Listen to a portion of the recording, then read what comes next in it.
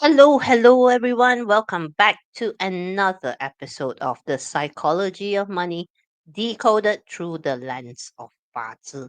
So, this is episode 12 in the series, I think, and it corresponds with chapter 14 of the book, You'll Change.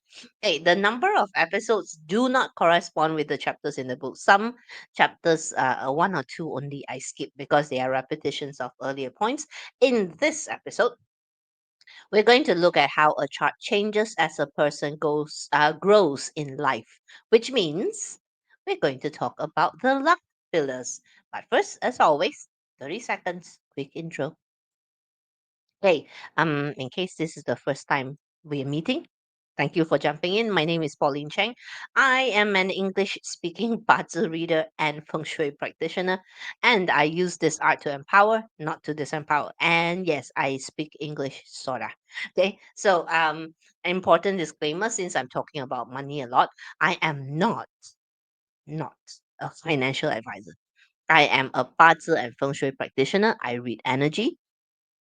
I'm not a licensed financial advisor or consultant or anything in that field. So please take this content as it is intended for education and entertainment purposes only. Okay. And I hope, of course, that you enjoy the content. Now, hey, chapter 14, you'll change. Who you are today is not the same person you were 1 year ago, 5 years ago, definitely 20 years ago. Your focus, your interests will change. Also, let's get on with the excerpts, okay? So now, key excerpts from the book. Long-term planning is essential, but things change. The world changes around you. Your own goals, priorities, and desires change. How do we decode these changes in priorities? Well, we look at the luck pillar. More from the book. Avoid the extreme ends of financial planning. For example, assuming you'll be happy with very low income or choosing to work endless hours in pursuit of a high one increases the odds that one day you'll find yourself at the point of regret. Okay? Like, for example, if you choose to work 120 hours a week, one day I am very sure you will regret. and and finally, from the book, sunk cost fallacy is a big source of regret. It makes our future selves prisoners to our past different selves. This I agree 100%. Okay, let's get on with things. Now, for this episode to make sense, of course, I need you to plot your puzzle chart. So I put a link to the free puzzle plotter provided by the JY Mastery Academy in the video description below. And important disclaimer as well, the terminologies and puzzle charts that I use in this free sharing are copyrighted materials belonging to Datuk Joy Yap and the JY Mastery Academy. So I'm an alumni, so if you want to learn more, visit joyup.com. Now, this bigger chart that I've been using a lot in this series is called the natal chart. This doesn't change ever. So for the purpose of this video, I draw your attention to this long row of pillars at the bottom. These are called luck pillars, and they represent 10-year windows or phases of our lives. Now, in case you have a sick mind, it doesn't mean that you will die by this pillar, okay? All right. It's just a guesstimation that is written into the program that an average person would live up to around their 90s. Like in some cases, like the late Queen Elizabeth or Malaysia's former Prime Minister Tun Am, you literally have to write the next luck pillar in by hand. Okay, so the colored pillar right here denotes where the person is right now. It's like, on a map, you are here.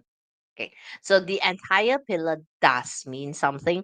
I will explain a little bit at the end of this video, but for now, I draw your attention to the top row, specifically the two little words here, all right?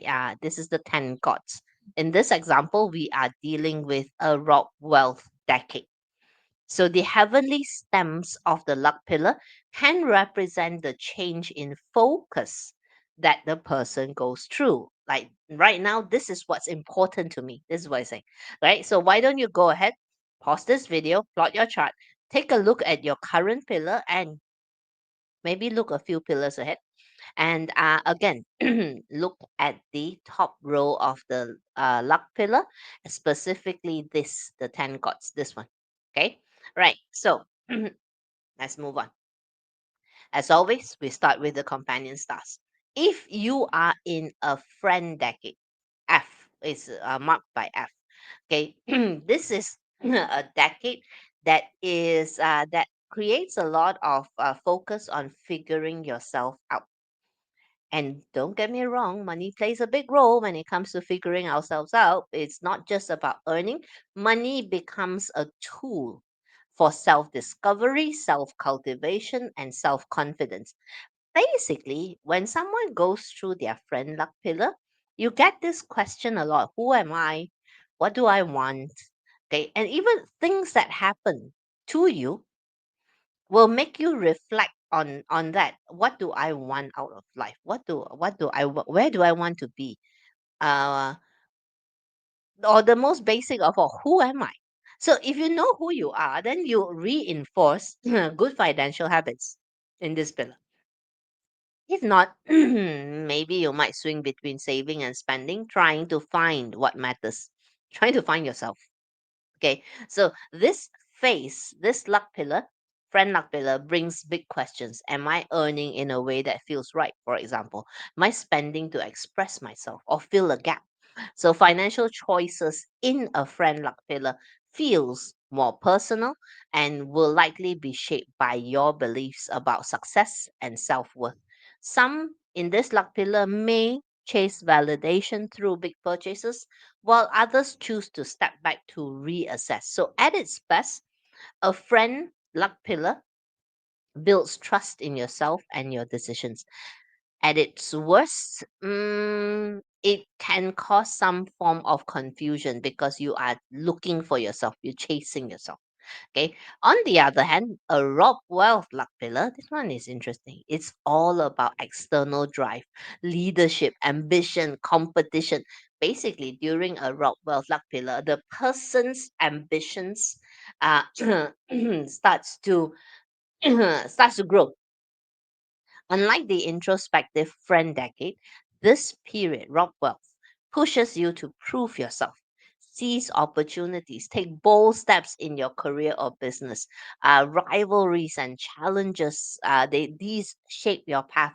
So they say, Rob Wealth, you tend to spend money. Yes, because you need to spend money in order to improve yourself, in order to lead, in order to achieve your ambitions. So spending can ramp up during this luck pillar, but not necessarily recklessly. This is a rock wealth luck pillar is also a great time for learning to invest, learning to network. Okay, building your skills to boost your influence on other people. This is where the money can be invested into. So, at its best, a rock wealth luck pillar sharpens ambition and resilience.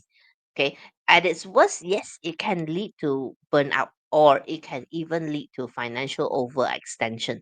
So the key here in a Rockwell luck pillar is to balance bold action with sustainable strategy. You need to make sure that every move is backed by a solid foundation. Okay. Next, eating God. Okay, if you find yourself in an eating god luck pillar, this is actually quite a nice luck pillar to be in. It's about refinement, creativity, a more fulfilling lifestyle. Okay, so unlike the high pressure energy of Rockwell, the eating god luck pillar favors a slower, more intentional approach to success. The focus shifts from quick wins to long term goals, building a life that is both meaningful and prosperous. Wealth is enjoyed through travel, personal growth, creative pursuits that bring joy and satisfaction. I told you eating God is a fun pillar. Okay, so financially, this decade can be about structuring wealth for sustainability. Investments may suddenly go into quality of life improvements, passive income, or passive driven ventures rather than pure profit. Legacy planning also takes center stage in an eating god luck pillar, whether it is securing family wealth, mentoring others, or building something that outlives our immediate career. This is something that you can think about. So, at its best, this eating God decade can foster financial wisdom, balancing enjoyment of life with future security. At its worst, it can lead to complacency or overindulgence. So again, everything is about balance. We need to find the right balance. A hurting officer pillar, on the other hand, is about self-expression, personal branding, shaking up the status quo. Basically, a hurting officer luck pillar is a time when we feel like we want to show off. Okay, this is the time we want to step into the spotlight, make our voices heard, leave a lasting mark. Okay, whether it's through public speaking or creative work or leadership, hurting officer luck pillar creates a drive to be seen and remembered. For entrepreneurs, artists, influencers, and thought leaders, this is a very favorable era for shaping a unique identity, personal branding. So, financially, in a hurting officer luck pillar, reputation becomes a form of currency. Money flows into branding, media presence, high profile ventures that boost visibility. There is also a hunger to pursue excellence or influence. So while this can create major opportunities, it can also demand careful reputation management. Okay, because standing out attracts both admiration and criticism. So at its best, this decade helps to carve a powerful personal branding for yourself. Okay, at its worst, it can lead to excessive outspokenness. So again, how to use this luck pillar, it's up to you. Okay. Why not use it to master the art of influence? Okay. Right. Now, next, everybody's favorite, direct wealth. Okay, so if you happen to see DW in your current luck pillar, then a direct wealth decade is all about discipline, structure, and steady financial growth. Okay, unlike the more adventurous period, direct wealth is a time of careful planning and consistent effort. Stability takes priority over speculation. Individuals going through a direct wealth luck pillar will find their focus on building financial security, on wealth accumulation, okay, and wealth stability, wealth protection. Wealth management becomes the key. There is emphasis on budgeting, investing, asset protection, and practicality rules for this. Decision making during a direct wealth luck pillar will typically prioritize security and sustainability as opposed to short-term gains. So in a direct wealth luck pillar, you might find that the person is more interested in diversifying investments, for example, growing their savings, or even acquiring stable income generating assets. Okay. So as for an indirect wealth luck pillar, if direct wealth is about wealth accumulation, then indirect wealth is about wealth generation. Indirect wealth luck pillar is all about resource acquisition and unconventional gains. So, unlike the more structured approach of direct wealth, indirect wealth luck pillar thrives on adaptability, risk taking, and thinking outside the box. This is the best time to train your ability to spot opportunities. Okay. It doesn't always mean that it is always about money, but this would typically be the time where the person is focused on acquiring valuable connections, knowledge, and strategic assets that can fuel your long-term success. Okay, so this could mean that in an indirect wealth luck pillar, there are more inclination. The person starts thinking about, I need passive income. I'm very interested in a little ventures that are more high reward, or there's an interest in learning about stocks or business acquisition. Okay, so at its best, any of the wealth luck pillars is usually the time when when the person starts to either look into accumulation, or they start to get very serious about creating multiple income streams, in a nutshell. Next, influence stars. Direct officer decade is all about structure as well, responsibility, and earning authority. Okay, unlike more flexible or risk-driven periods, direct officer luck pillar calls for disciplined growth, leadership, and a strong professional image, because direct officer can mean respect from other people. So reputation and credibility takes center stage. And during this pillar, career success or wealth success are often tied to trust, recognition, and adherence to established systems. So this direct officer luck pyramid luck sorry, let me start again. This direct officer luck pillar period encourages leadership through consistency, building discipline, principled decision making. Okay, and this is the time where the person undergoing a direct officer luck pillar would be looking to accumulate, to increase their status, to increase their authority, okay, within the traditional hierarchy. Okay, now the seven killings luck pillar, on the other hand, is a whole other creature. Okay, seven killings luck pillar amps up our courage and personal power. So this luck pillar in this love pillar, you find that the person is more okay with risk taking, about breaking barriers, asserting their influence. They are more okay with high stakes situations. They want to prove themselves, take charge, right? Challenge conventional paths to success. Okay, and often, very often, seven killings love pillar can lead to major transformations in career and personal identity. So, in this case, power and fame during a seven killing luck pillar, power and fame are strong motivators. They open doors to leadership, public recognition, or industry dominance. So financially, in a seven killings decade, financially, it favors aggressive expansion through competitive opportunities, entrepreneurship, or even in some cases, high risk investments. But with big risk comes big swings. Rapid gains can disappear as just as fast if you don't have strategy and discipline. So, if you're going through a seven killings luck pillar right now while you're watching this, okay, the having the conscious discipline to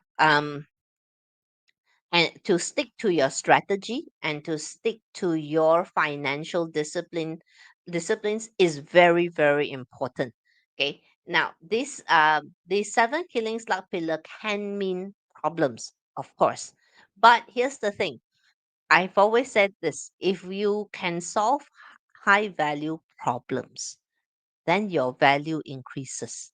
So, at its best, a seven killings luck pillar can bring breakthroughs, reinventions, and fearless growth. But you need to be able to undertake the hardship. That's why seven killings is equated with problems, because in order to attain what a seven killing luck pillar can bring you, you need to go through some hardship. So at its worst, it can lead to burnout. Okay, so the key to a seven killings luck pillar is to master control aggression, push forward when needed, and knowing when to pull back when things are not going our way. Okay, and next, finally, the resource stars. Direct resource decade. It's about the focus during a direct resource decade could either be health or learning, deep learning, self nourishment. Okay, this phase, direct resource, encourages introspection, It focuses on education, on personal growth, on overall well-being. Okay, direct resource can feel comfortable. So this is a time where you're looking about thinking of your creature comforts. Okay, so that's why we say health and self-care takes priority. Okay, and financially as well, when it comes to wealth, the focus shifts to preserving and managing wealth rather than chasing high risk opportunities. Okay, so success during a direct resource luck pillar typically comes through patience, consistency, and accumulating not just money but also wisdom, strong relationships, and intellectual assets. Okay, an indirect resource luck pillar. This one can spend money too. Indirect resource. Okay, I'll tell you why. This is th- when someone goes through an indirect resource luck pillar, they feel drawn towards deep introspection somehow. Just feel like that I want to explore my intuition. I'm interested in spiritual growth. Okay, so unlike the structured or outwardly ambitious periods that I've shared earlier in this video, indirect resource phase encourages looking beyond the material world, philosophy, metaphysics, personal enlightenment, learning to trust our own intuition, delving into unconventional wisdom, pursuing a deeper connection with ourselves, with the universe. Yep, that's during an indirect resource luck pillar. That's usually the focus. So it will typically draw a person towards things like meditation, self-reflection, spiritual practices. Now, I said earlier, just a few minutes ago, that indirect resource can cause you to spend money because yeah, spiritual pursuits are actually quite expensive. So now in indirect resource luck pillar, the focus shifts from accumulation to alignment. I'm seeking careers or investments or pursuits that feel meaningful rather than merely profitable. So many would be drawn towards alternative paths as well during an indirect resource luck pillar. So at its best, this can actually create a more well-rounded individual. Insight bring better fulfillment. At its worst, it can indirect resource luck pillar. Please be warned, it can lead to escapism, as in you chase the spirituality so much that you may find that you have deprioritized certain things. My Sifu Gary likes to say, spiritual practice is spiritual practice. You still have to earn money, okay? So I'm just paraphrasing him. Okay. So now back to our demo chart. Okay, so this person, whoever he or she is going through a rock wealth luck pillar right here. Okay, so ambitions, leadership is the focus. Okay, well, at 30, between 37 to 46, for the person to be ambitious, that would be nice. So now at a deeper level, where is this impacting? Now, for a demo, we bring in the branch interaction. This goat luck pillar is in a bullying, punishment, and destruction with the year pillar, number one. Okay, therefore, you could say that the increase in ambitions felt during the Rockwell luck pillar is stressing this person's social and professional network, leading potentially to a need to do a reset in how they approach networking. It also creates a three harmony half combination with the month pillar, suggesting that a lot of these ambitions are being poured into work because the month is the career or business pillar. Hmm. Will this person make a lot of progress during this time? Actually, yes. So why not go for it? Enhance the leadership skills, build the business or career. I mean, if you don't do it in your 30s, then when, right? Now, of course, just give me a second. To continue, Now, of course, all right, some people will say that, hey, I want to know, is this good? Is this bad? Okay, of course, people like to ask this question. Is this a good pillar? Is this a, well, first of all, let's define good and bad, okay? Okay, but jokes aside, good and bad is really actually decided by favorable or unfavorable. If an element is favorable, then the person tends to have a more pleasant experience with it. If an element is unfavorable, then the whatever opportunities that come hidden behind problems. So in this case, in the case of this chart, this rock wealth is definitely favorable. So then let's say you still want to be even more anal. Think and run here combines. So rob wealth combines with seven killings to produce resource. So what it's saying is I need to learn to leverage on my leadership skills and authority or courage and turn it into resource. Means I need to learn from my actions, not just learn blindly or do blindly. If I want to be aggressive and ambitious, I must learn to be resourceful. What could be stopping the person? The direct officer right here attacking the rock wealth. Okay, this is attacking the Rockwell. Okay, this person, because of the DO, is guided by a strong sense of ethics. So either they may not allow themselves to behave in a Rockwell way or play the Rockwell game, or the Rockwell tendencies is being kept under control. Okay, so that's basically how we see it. But of course, this is a fictional client. Yeah. Okay, so now each decade pillar, let's just wrap this up, right? Each decade or pillar carries a distinct psychological and financial theme. So this shapes how you approach wealth, ambition, and personal growth. A friend decade fosters self discovery and confidence. A rob wealth decade pushes external ambition and leadership. Eating God focuses on lifestyle, long term growth, legacy, slowly, no problem. Whereas hurting officer amplifies personal branding and bold self-expression. Okay, direct wealth prioritizes structured accumulation and stability, and indirect wealth is about resourcefulness and spotting opportunities, creating multiple income streams. Direct officer is a time where we build status and authority through discipline. Seven Killings thrives on courage, power, and fearless expansion. Direct resource is about nurturing health and learning, while indirect resource encourages spiritual growth and intuitive wisdom. Each cycle presents its own opportunities and challenges. Okay, and it also represents the changing focus that the person goes through in their journey of life. Okay, and so that's it for chapter 14 of Psychology of Money. I hope that you have enjoyed this sharing. And if you did, well, why don't you give me a follow, like the video as well? And I'll see you in the next video where we continue with the closing chapters of the Psychology of Money. Okay, bye now.